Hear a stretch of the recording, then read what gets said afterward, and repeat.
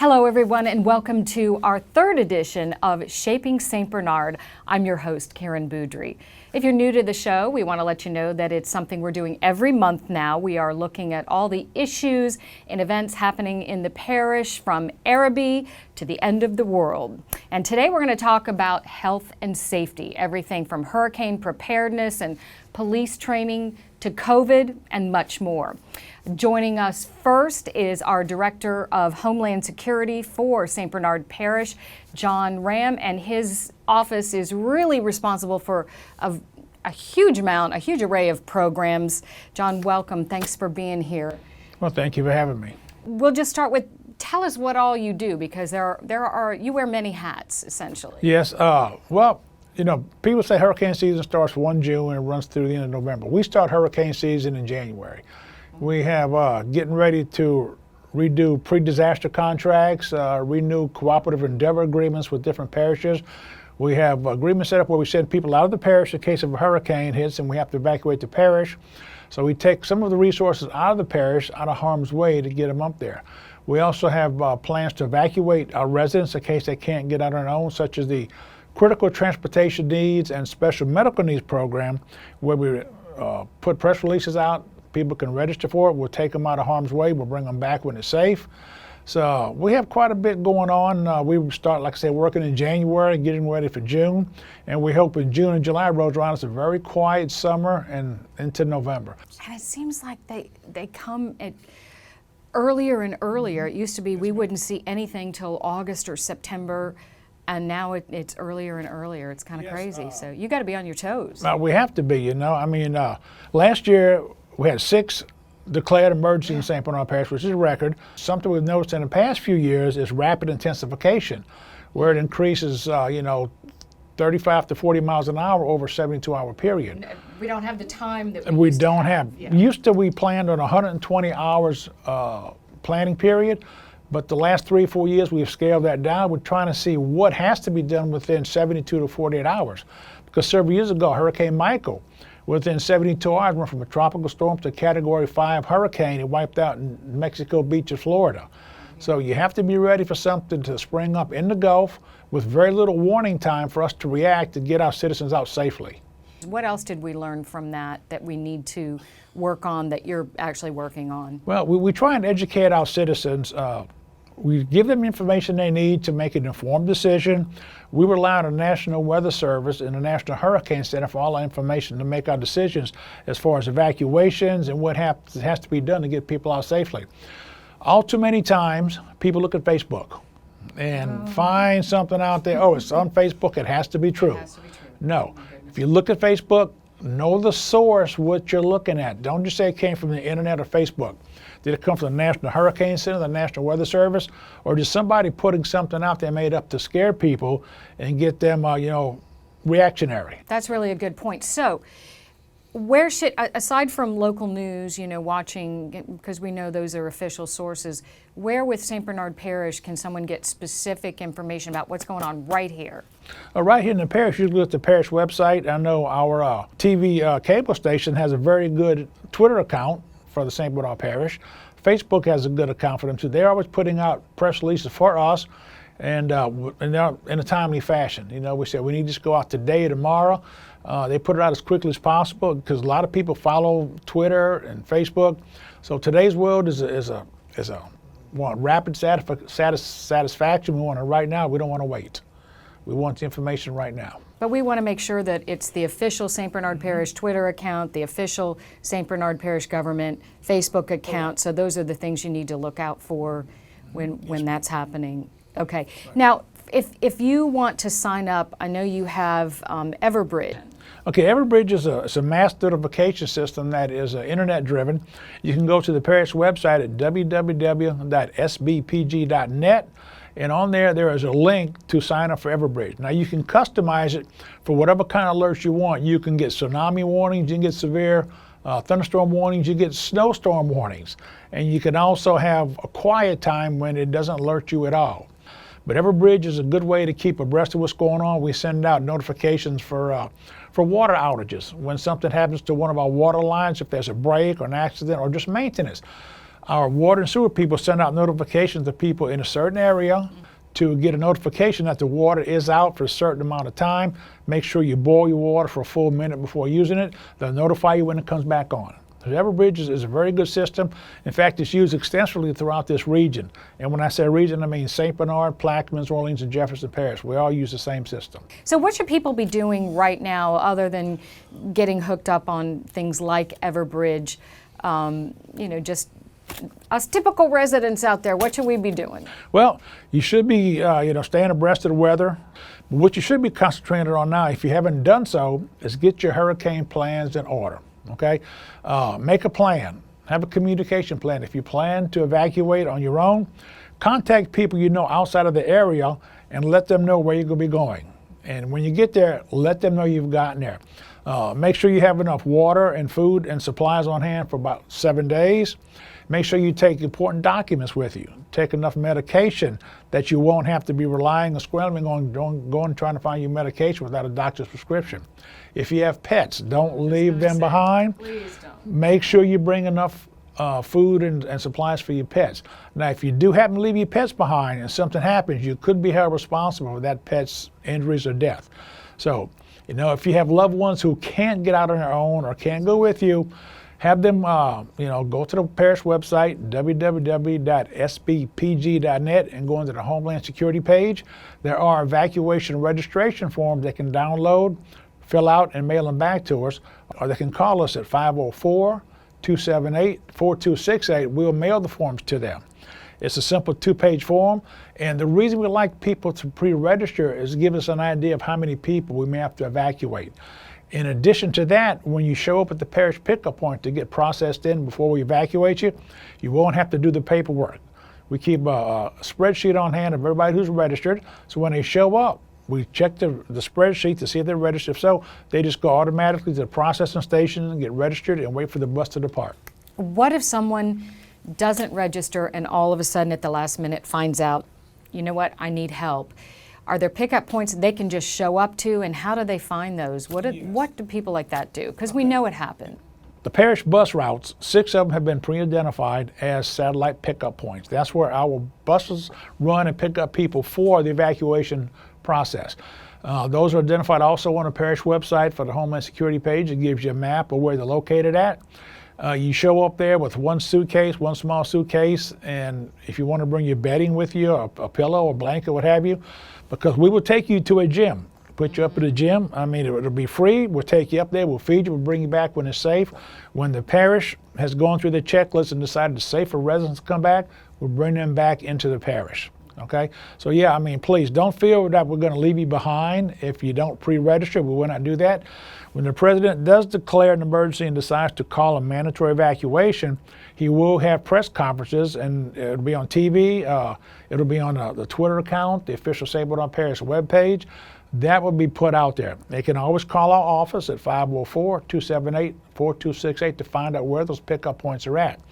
And if they are medically homebound, we also have a plan to pick those people up by ambulance and take them out of the parish, take them up to Baton Rouge to be triaged, and then sent to the appropriate hospital that will be able to care for their needs. Gotcha. All right, you mentioned COVID, so I'm going to switch gears a little bit. So what has your role been with COVID and assisting all the logistics and parish government here with that scenario? Okay, in the very beginning, say like last March or April, whenever it started rearing its head and we had to get PPE, personal protective equipment. Very short supply, high demand. So we would go through GOSEP, which is the Governor's Office of Homeland Security Emergency Preparedness. We would request assets through them such as N95 masks, surgical masks, hand sanitizer, gowns, gloves, everything our first responders needed in the very beginning. We made request after request, but since there was such a high demand, we wouldn't get everything we requested. We would get some, but not all. And then as the year went on, it started getting more and more supply in. So right now we have enough. We do have some set aside when we do evacuate. If we do, we will send up some of those supplies with our buses to the shelter for the residents to make sure they are in compliance with whatever the local authorities want up there at that shelter. Well, John, thank you so much. Thank you for all you do in preparation and execution. and just the attention to detail for all of these things for the parish and for the residents. Thank you so much. No, and I'm sure we try. We'll be talking to you later as we know that events are going to happen. Well, let's hope you don't see me on TV this summer. Yeah, This fall. let's No, hope not. don't like that. No, no. Okay? Thanks so much, John. Thank you, ma'am. Well, we're going to talk a little more COVID coming up next with our CEO of St. Bernard Parish Hospital and some new programs that the Parish Hospital has instituted. That's coming up next, so stay with us. Imagine an adventure only 5 miles from downtown New Orleans. Imagine traveling beyond the end of the world where outdoor adventure begins. Imagine history coming to life at the Chalmette Battlefield. Imagine exploring the great outdoors at the State Park or discovering cultural heritage at the Islenos Village. Imagine your event at one of our premier facilities. Feed your soul in Louisiana's most historic parish, St. Bernard. Discover more at visitstbernard.com. We are back and so happy now to have the CEO of St. Bernard Parish Hospital, the auctioner facility, Keene. And she not only is the CEO of the hospital, but she's a registered nurse. So that puts a really awesome perspective on your role, because you're talking about being a first responder. You've been there in the trenches. So thank you so much for being here. Well, thank you for inviting us. We're glad to share this information with our community. We are part of the community, and we are happy to share information to help improve the health care of the community. We will get to some of the new things you're doing in just a minute, because as you drive along Judge Perez, we see on the marquee all the time new doctors and new folks arriving, which is great for the community, because we know that you're getting lots of different specialties in, and we're going to talk a little bit about that. But first of all, let's talk COVID. Sure. Where are we in the parish with our numbers? And are we doing a good job of getting everybody vaccinated? How's it looking? We have opportunity. We're at 27% vaccinated in the parish, which is the lowest in the greater New Orleans area. Bummer. Why is that, you think? I'm not really sure. There's just some resistance, I think, for people not to get the vaccine. Some people have been infected and they feel like they don't need the vaccine. They still need to get the vaccine. It will help you from the variants that are coming through. It'll keep your symptoms lower if you get it again. And so it is important. So we're doing a big push to try to vaccinate. We have vaccinated over 15,000 people since December at the hospital, and over 200 young adults now that the young adults can receive vaccines. So we're pretty proud of that. That's a pretty good number, it is. So it's very simple now, unlike in the beginning when we're all like on the phone getting busy signals and trying to figure out how to get in. But now it's a pretty simple process. Tell us a little bit about what that is if you want to get your vaccine. No, so if you want to get your vaccine, we have vaccines, I want to make sure I get the right dates. Starting on June 10th, we're going to go down to one vaccine day, clinic a day, and that'll be on Thursdays, and we'll probably do 2:30 to 5:30, something like that. We're going to have some expansion this summer and into some younger children even being eligible for the shot. And I know that some people think, oh no, that's scary, but it's not. There's been lots of research done on these vaccines, and we anticipate by July or August, the school-age children 6 and above will be able to get the Pfizer vaccine and maybe the Moderna.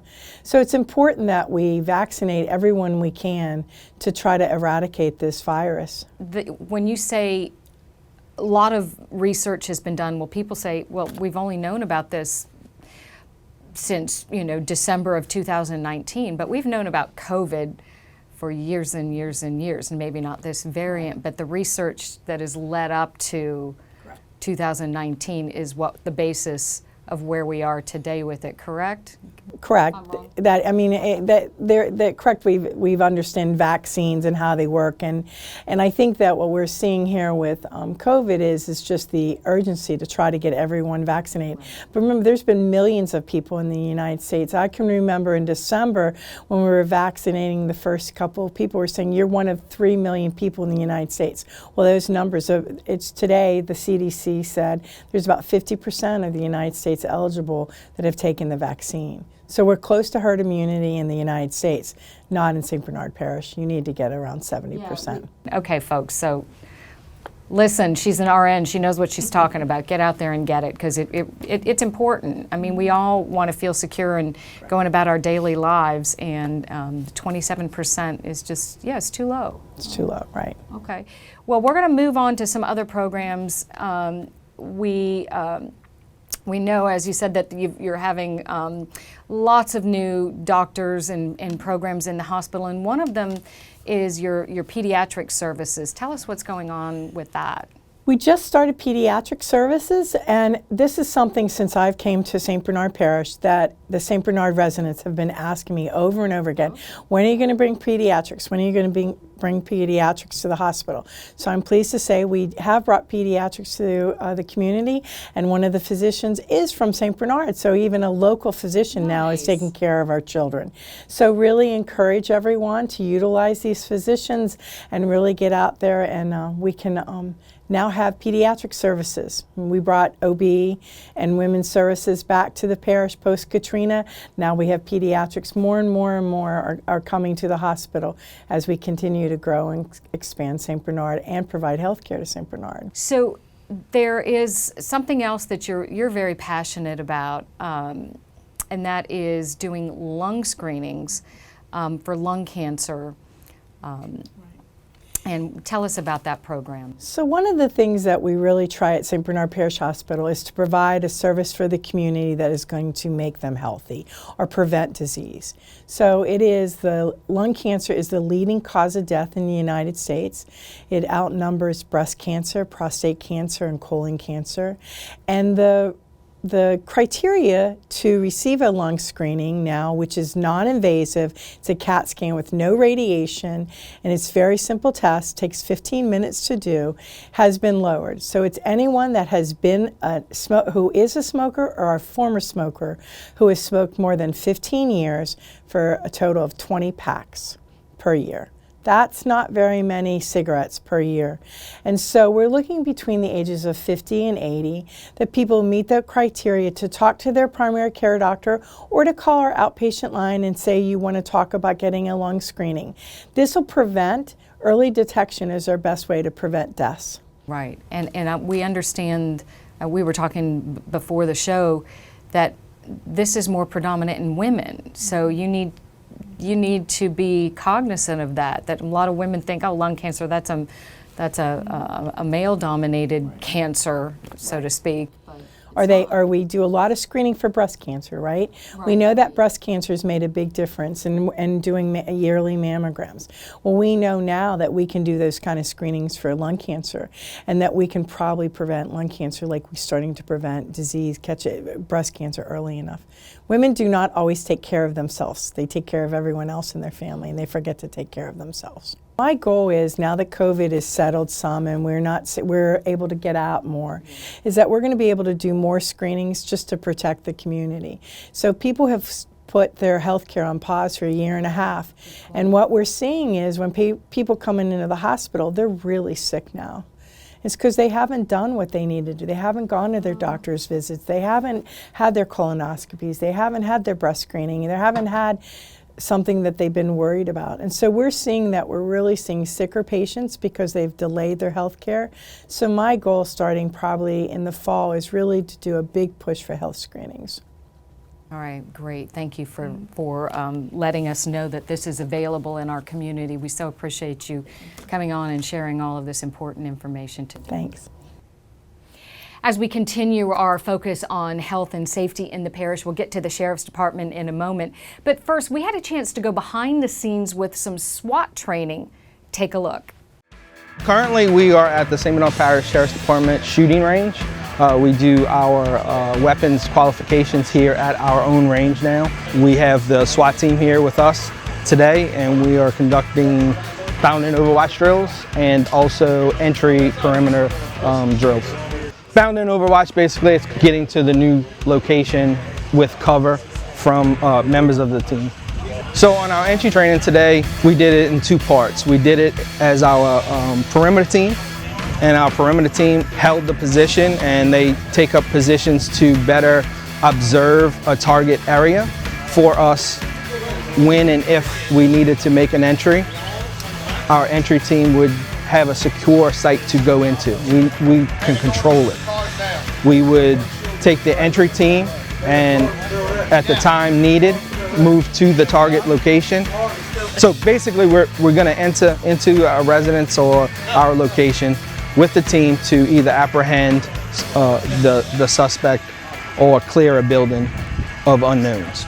My position here on the SWAT team is to make sure that our officers are being as safe as possible for both ourselves and the community, in the sense that when they take a location or a position on a residence or a target area, we need to make sure that that officer is in the best position to hold the residence or location and protect the community from what's in that location.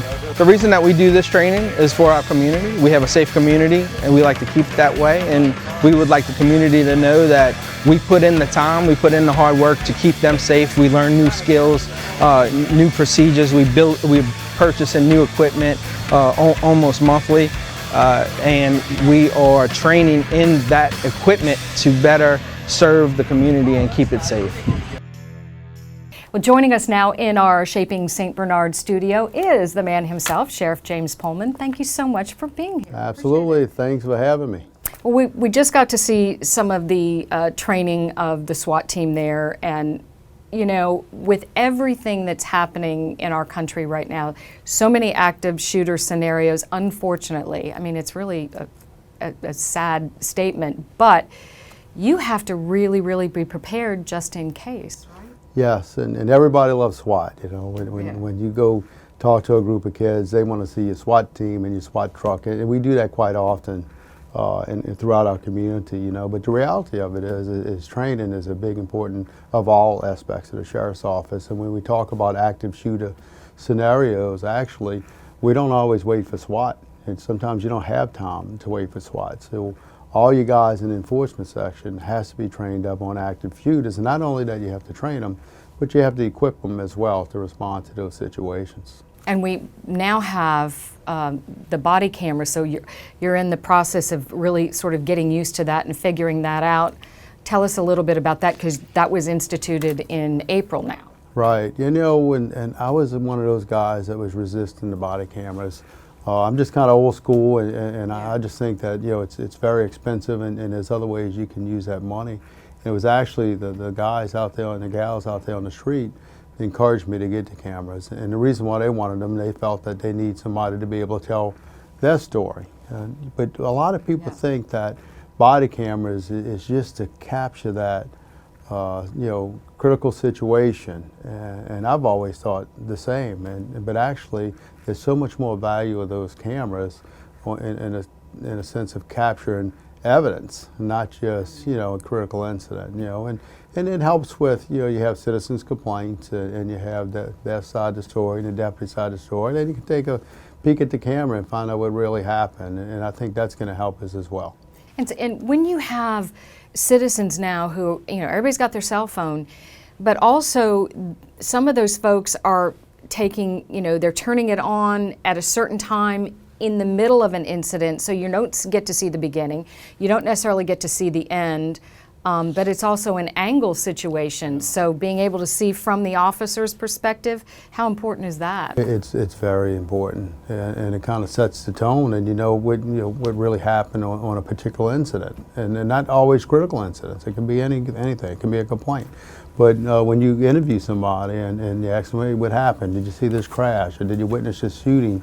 You capture in real time as that deputy's getting that information. So that becomes evidence, and it's kept as evidence, and it can help you in the prosecution of a case. Our district attorney absolutely loves the camera systems, you know, because, you know, today's world to police in is not as simple as it used to be. No, it's not. It used to be when a police officer sat on that stand and what he said happened, it used to be golden. But sometimes people don't want to believe the police officer, the sheriff's deputies anymore. Well, you don't have to believe them. You can just watch the camera, and it plays itself out right there. So the value for evidence is very, very important. So I think it was a huge investment for the sheriff's office, but a wise investment as well.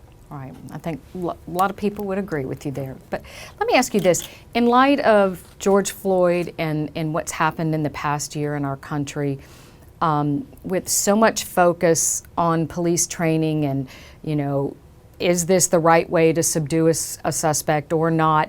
What have you done to sort of tweak things, retrain, relook at how you do things in St. Bernard in light of these cases? Yeah, and it's a perception thing, and what we see across this country is a terrible thing. Now, when you take the George Floyd case, I don't think you have many people disputing whether that should have ended up the way it ended up. The man lost his life, and you got the police officer going to go to jail, and perhaps some other ones may as well. We don't know, but things are a little different here in St. Bernard Parish. We still have a relationship with a community that's built on trust, and until you break that trust, you're going to continue a good relationship with them. We still get calls all the time. Every morning when I wake up, the first thing I do is open my iPad and I go over every call that came in overnight to have a feel about what happened.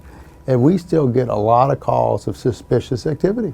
So that tells you got a community who trusts you, that cares about the community and cares about safety, and they're willing to make that call to report suspicious activity. And sometimes if you catch it soon enough, you may even, stop a crime from even happening.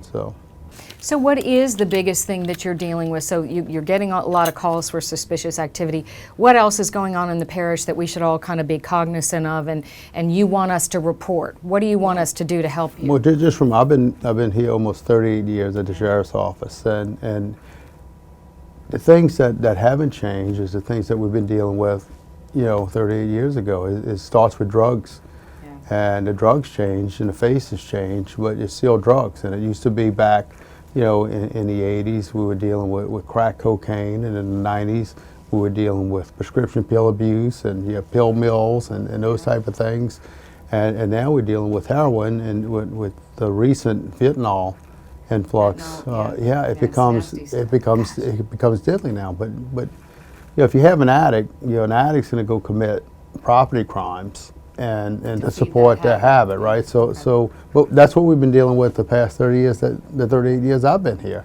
The same thing. It's just that the drugs have changed and the faces have changed. But the majority of the stuff that we do is property crime related. Now here recently, and not just here in St. Bernard, but you see what's in our region and across the country, you're starting to see an uptick in violent crime. Right. And that's alarming for everybody. So you got to keep the pressure on the bad guys. We try to get guns off the street as much as we can, try to get the drugs off the street.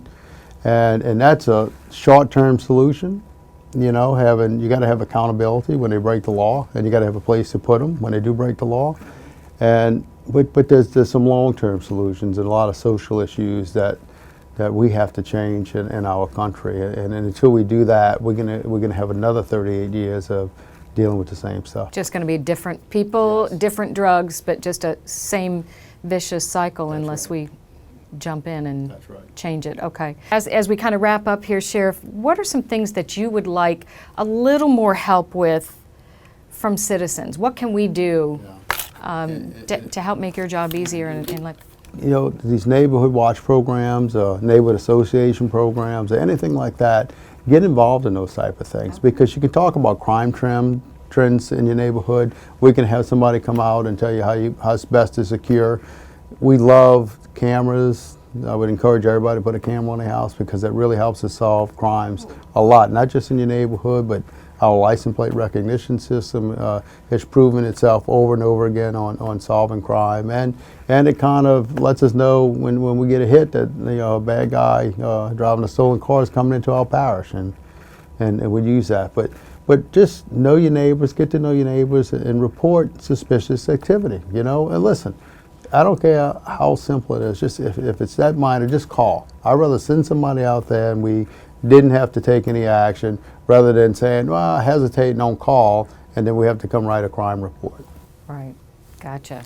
Makes sense. Well, thank you so much for all that information. I know you got your hands full just with one thing, let alone all the things that you have to deal with, the new crime cameras and and in trying to get used to that and the scenarios with the active shooters. And so we appreciate you being there, being our first responders in the parish. Thank you Well, so thank you much. for having us. Thank you. That is it for this edition of Shaping St. Bernard. We hope you enjoyed the show. I'm Karen Boudry, and we'll see you next time.